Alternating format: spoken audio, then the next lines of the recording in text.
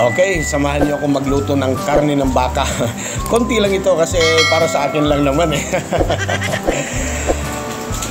Lagyan ng paminta, toyo, kalamansi, bawang at betsin. At saka syempre pineapple tidbits ang karne ng baka. At saka natin i-marinate ng mga 30 minutes. Ayan, sundan nyo lang. Okay. Ayan. Isirama ko pati yung sabaw, ano? Okay, so hinalo-halo ko lang ng konti. Ayan.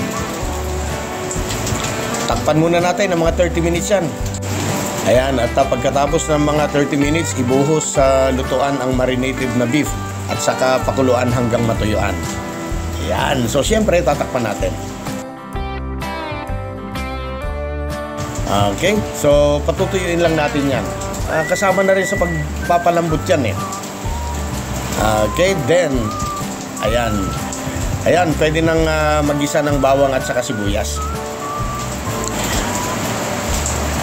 Okay, konti lang dahil gaya na sabi ko kanina, para sa akin lang eh. Okay, maglalagay lang ako ng konting mantika. Ayan. So, dinamihan ko yung bawang. Okay. Pagkatapos ng bawang, syempre ang kasunod niyan yung sibuyas. Lulutuin lang natin, kailangan medyo lutong-luto ha. Okay, lutong-luto yung mga panggisa natin. Medyo madilim yung video kasi andito tayo sa sari-sari store ngayon. At medyo malakas ang ulan. Kaya makulimlim yung video natin. So ito medyo okay na. Maglalagay tayo dito ng kalahating tasang tubig lang. Palalambutin natin ng konti. Madaling lumambot lang naman ito eh. Dahil ito yung tawag dito, sirloin yata yun or tenderloin. Tenderloin. Yan, eksakto. At siguradong napakalambot na ang karne. Madali lang naman talaga lumambot yan.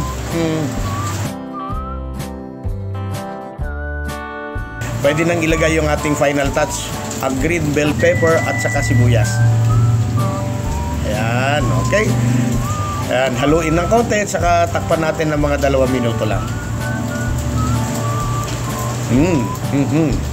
Ang amoy napakasarap. Yan, then after that, oy, boom, pwede nang iserve. Alam niyo, napakasarap nito sa mainit na kanin. Tapos may sabaw ka sa tabi, mainit na mainit. Pagpapawisan ka talaga. Try nyo guys.